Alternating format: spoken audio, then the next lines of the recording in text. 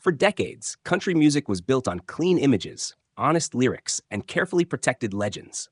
Behind the songs that filled radios and sold out arenas, whispers followed some of the genre's biggest names. Rumors that were dismissed as jealousy, malice, or pure fabrication. But time has a way of exposing what the industry tried to bury. In this video, we revisit 10 old country music rumors that shocked fans for years, because every single one of them turned out to be true. Loretta Lynn. When Loretta Lynn first appeared on the country music scene, she was presented as a symbol of resilience, humility, and traditional American values. A coal miner's daughter who rose from poverty to stardom, she embodied the idea that hard work and devotion could overcome anything. To fans, her marriage to Oliver Doolittle Lynn looked like the backbone of that story. Stable, supportive, almost heroic. For years, a quiet rumor followed her that the marriage was not loving, that behind closed doors, Loretta endured fear rather than partnership. In Nashville circles, those whispers were treated as disrespectful exaggerations. Doolittle was her manager, her driver, the man who pushed her career forward. The industry preferred the image of a rough but loyal husband who stood behind a strong woman. The truth surfaced slowly, and it was far darker than many wanted to accept. In her autobiography, Coal Miner's Daughter, Loretta confirmed that she had suffered years of physical and emotional abuse. She described a home filled with volatility, control, and violence, especially during the early years of her fame. What fans had interpreted as fiery passion or old-fashioned toughness was, in reality, a cycle of fear and survival. The revelation forced a painful reevaluation of her music. Songs like Don't Come Home A-Drinkin' and Fist City were no longer clever role reversals or bold feminist statements alone. They were reflections of lived trauma. Loretta was not writing concepts. She was documenting her reality in plain language at a time when few women in country music were allowed to do so. The industry's silence became impossible to ignore. While her honesty made her a legend, it also revealed how willing Nashville had been to look away. Abuse was tolerated as long as the records sold and the tours continued. Loretta paid the price in silence, choosing her children and career over public exposure for years.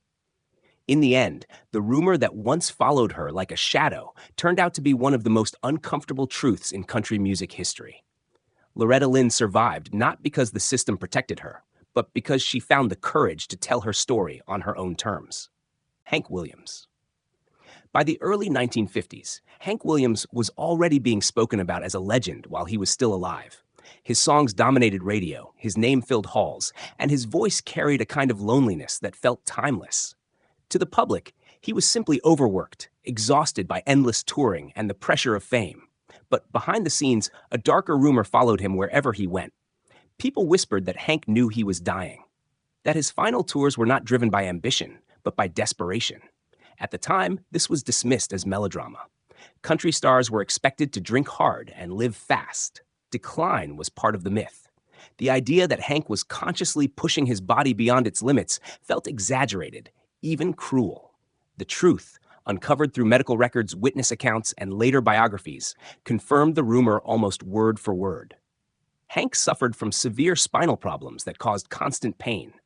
To cope, doctors prescribed powerful painkillers, which mixed dangerously with his escalating alcohol dependence. Over time, his body became chemically dependent, and his health deteriorated rapidly. He was not simply tired, he was breaking down. Those closest to him knew how bad it had become. He collapsed repeatedly. He missed shows. He traveled with syringes, pills, and liquor, barely able to function between performances. Yet the industry kept him moving. Contracts were honored. Appearances were booked.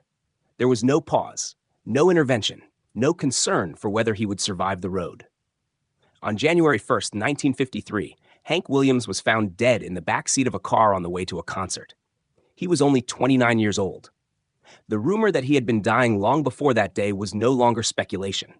It was undeniable fact. His final recordings, once heard as romantic sadness, suddenly sounded like farewells.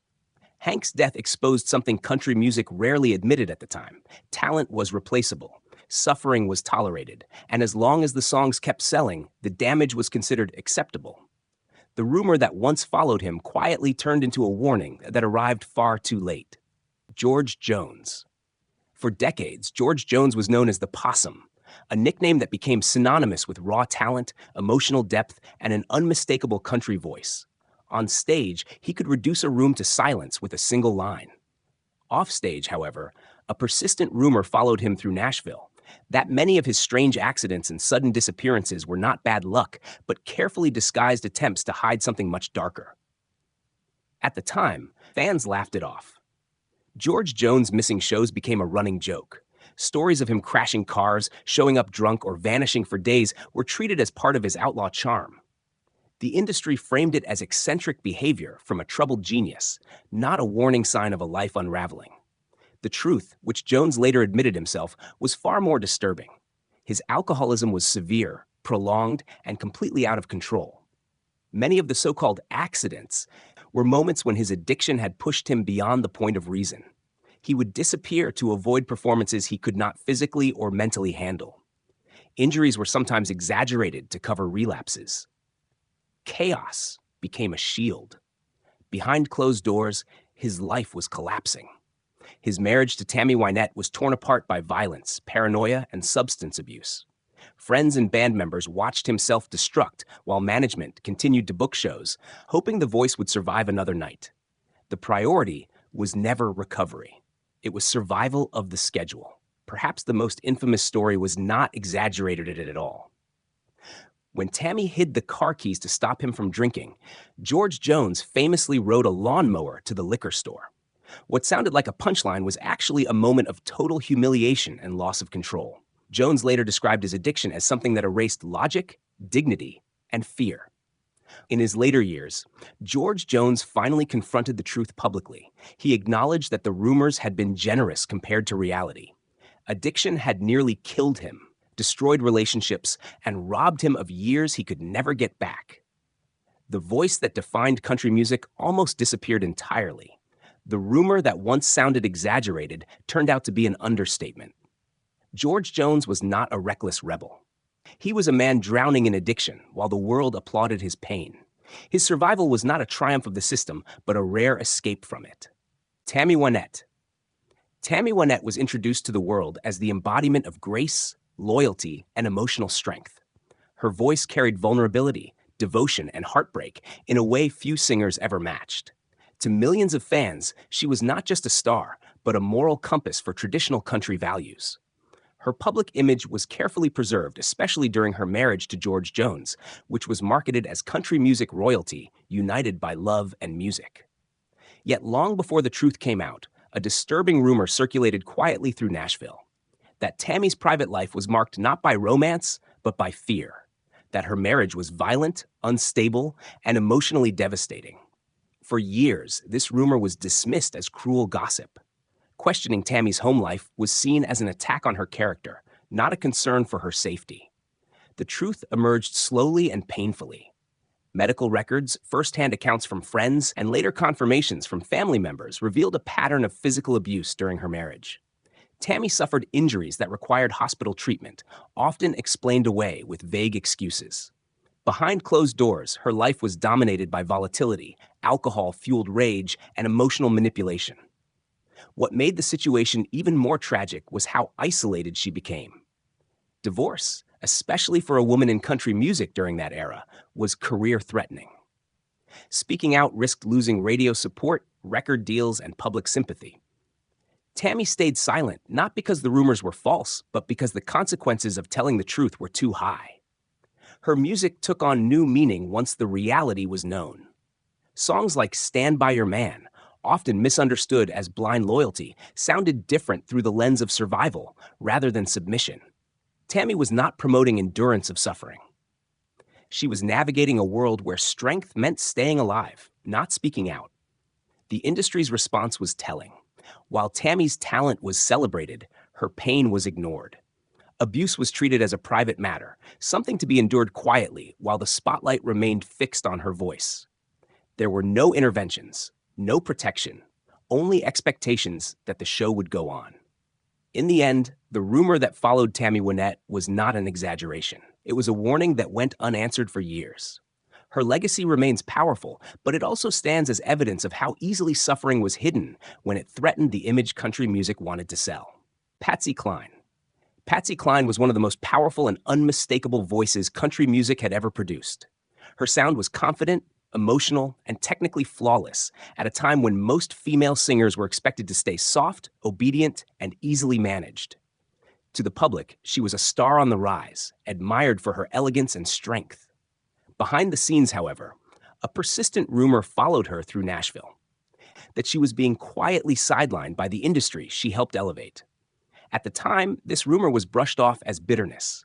Executives claimed Patsy was difficult, stubborn, unwilling to play the game. In an industry dominated by men, those labels were enough to justify limiting her exposure. Radio programmers reduced airplay. Industry insiders whispered that she was hard to control. Many assumed her struggles were exaggerated by fans who wanted to believe she was being wronged. The truth, confirmed through interviews, letters, and accounts from fellow musicians, revealed a much harsher reality. Patsy Cline openly challenged producers, radio stations, and executives who tried to limit her creative control. She demanded better pay, fair treatment for women, and respect for her voice. In response, she was quietly punished. Bookings became harder to secure. Support weakened. Doors closed without explanation. What made her situation unique was her refusal to back down. Patsy did not soften herself to survive. She confronted sexism head-on, calling out double standards and refusing to be silent. In private conversations, she warned other female artists about the cost of speaking up. The rumor that she was too outspoken was not false. It was accurate, and it was precisely why she was pushed aside. Her music carried the weight of that struggle. Songs filled with heartbreak and resilience were not just performances. They reflected an artist fighting to exist in an industry that preferred compliance over honesty. Patsy understood the price she was paying, yet continued anyway, believing change was worth the risk. When she died in a plane crash in 1963 at just 30 years old, the industry rushed to praise her legacy. What was rarely acknowledged was how much resistance she had faced while alive. The rumor that she had been deliberately sidelined turned out to be painfully true. Patsy Cline was not difficult. She was ahead of her time, and Nashville was not ready to let a woman speak that loudly. Johnny Paycheck. Johnny Paycheck built his reputation on defiance. His voice was sharp, his lyrics unapologetic, and his attitude openly hostile toward authority. To fans, he represented the ultimate outlaw spirit of country music. But alongside that image, a dangerous rumor followed him for years. That Johnny Paycheck's rebellion was not just an act, and that his connections went far deeper into violence and criminal behavior than anyone wanted to admit. For a long time, this rumor was dismissed as exaggerated storytelling. Country music had always flirted with outlaw imagery, and Paycheck leaned into it harder than most. Stories of fights, threats, and reckless behavior were treated as part of the brand. The industry preferred to see him as a loud, troubled artist who pushed limits, not someone genuinely dangerous. The truth, however, was impossible to ignore once the legal system became involved. In 1985, Johnny Paycheck shot a man during an argument at a bar in Ohio. This was not rumor, not hearsay, and not myth. It was documented in court records. He was convicted of felonious assault and sentenced to prison. The outlaw persona had crossed a line into real-world consequences. What shocked many fans was how little this incident surprised those close to him. Friends and associates later described a pattern of paranoia, rage, and substance abuse that had spiraled out of control. Paycheck lived constantly on edge, surrounded by people he did not trust, carrying himself as if confrontation was inevitable. Violence was not accidental. It was part of how he navigated the world. While he served time in prison, the industry quietly distanced itself. Radio support faded. Booking opportunities disappeared. The same system that once celebrated his volatility now treated him as a liability. When he returned, the doors were no longer open. The outlaw image that sold records could not survive actual criminal conviction. In later years, Johnny Paycheck admitted that the rumors had been closer to the truth than he ever wanted to acknowledge. His career had been derailed not by bad luck or industry politics, but by his own inability to escape anger, addiction, and self-destruction. The song "Take This Job and Shove It" became ironic in hindsight. He had shoved away nearly everything else as well. The rumor that once sounded like exaggeration turned out to be a warning ignored for too long. Johnny Paycheck was not playing a role. He was living on the edge until it finally pushed him over.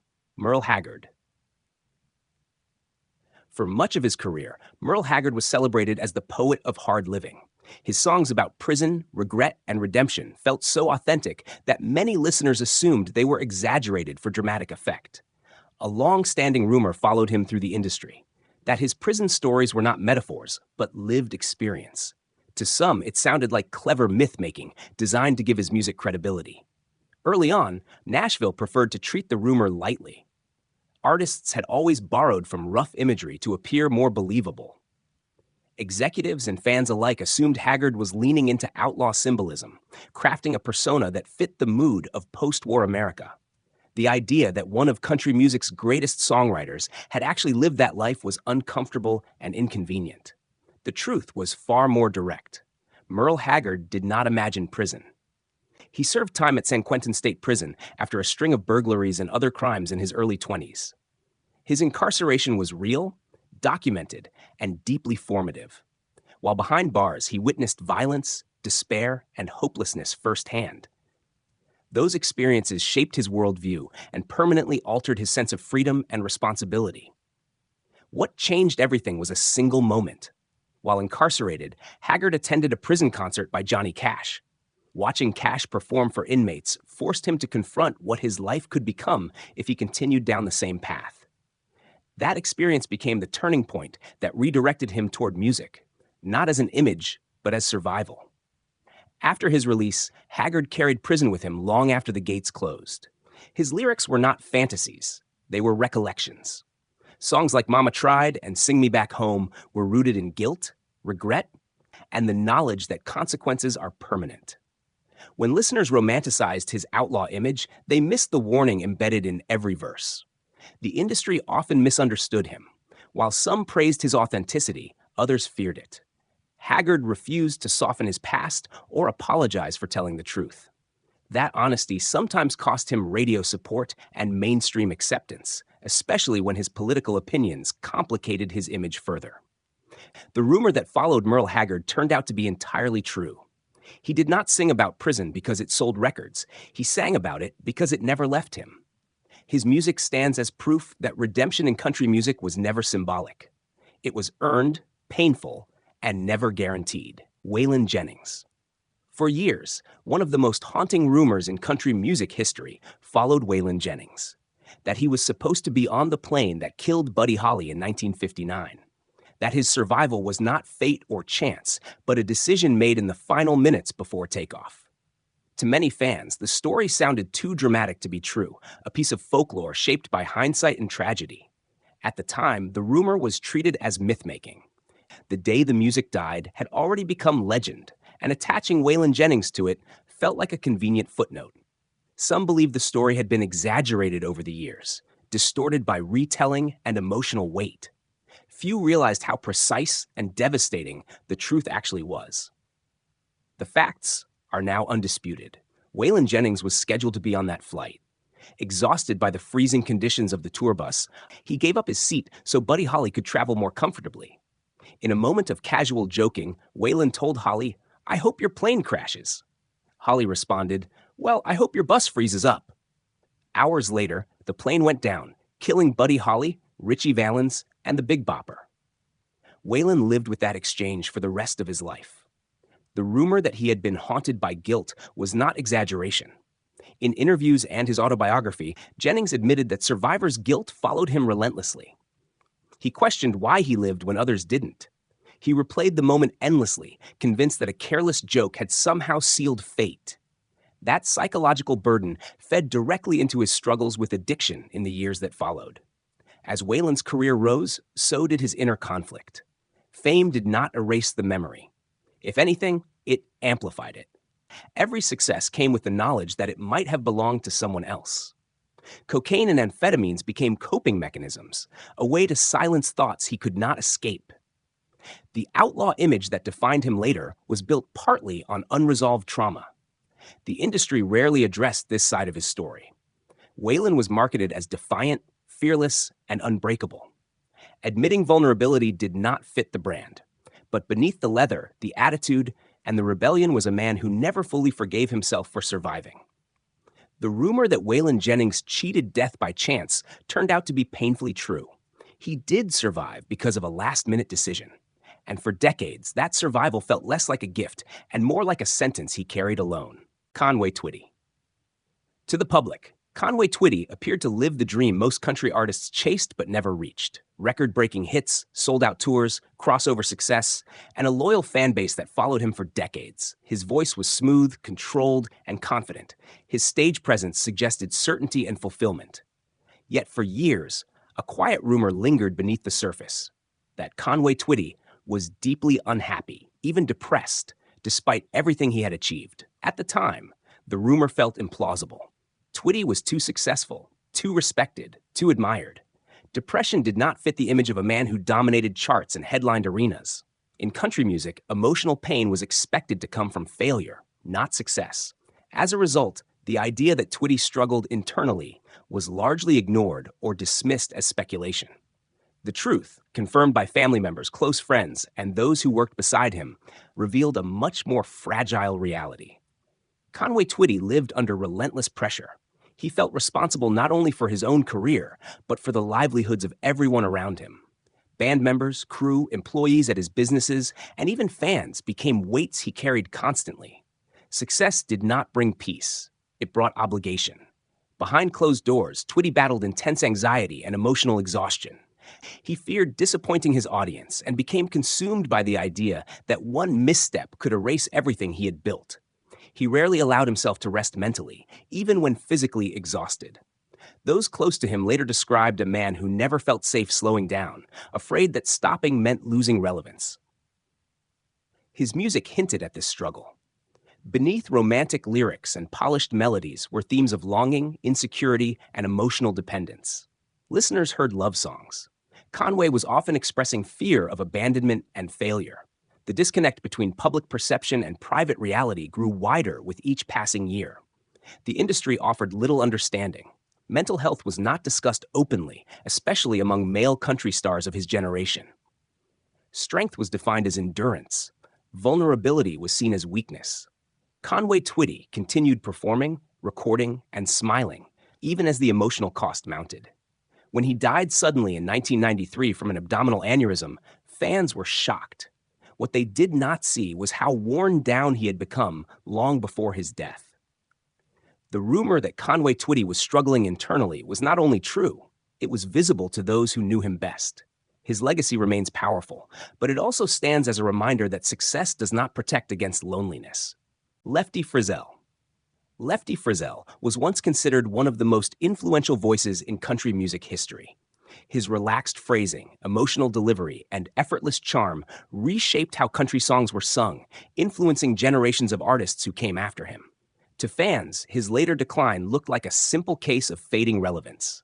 A talented artist who lost momentum, missed opportunities, and slowly disappeared from the spotlight.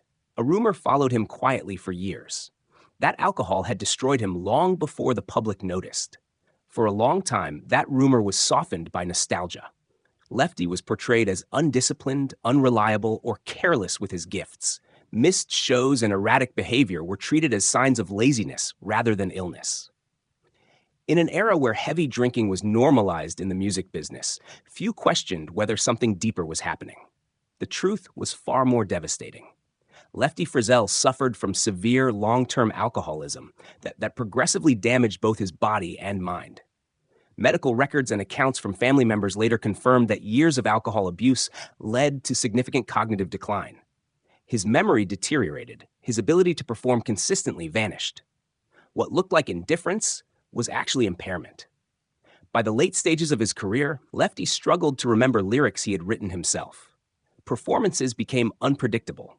Friends described moments where he seemed lost, confused, or disconnected from reality. Yet the industry did little to intervene. As long as there was a chance he could still record or tour, his condition was ignored.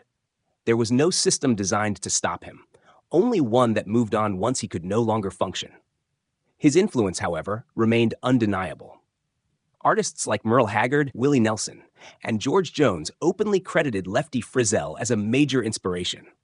Ironically, while his style lived on through others, he himself faded into isolation. The industry celebrated his legacy while distancing itself from his decline. Lefty's final years were marked by poor health, confusion, and dependency. Alcohol had taken not only his career, but his sense of self. When he died in 1975 at just 47 years old, many fans were shocked by how broken he had become. The rumor that alcohol destroyed him was not cruel speculation. It was an uncomfortable truth that had been visible for years. Lefty Frizzell was not forgotten because he lacked talent. He was lost because no one stopped the destruction early enough.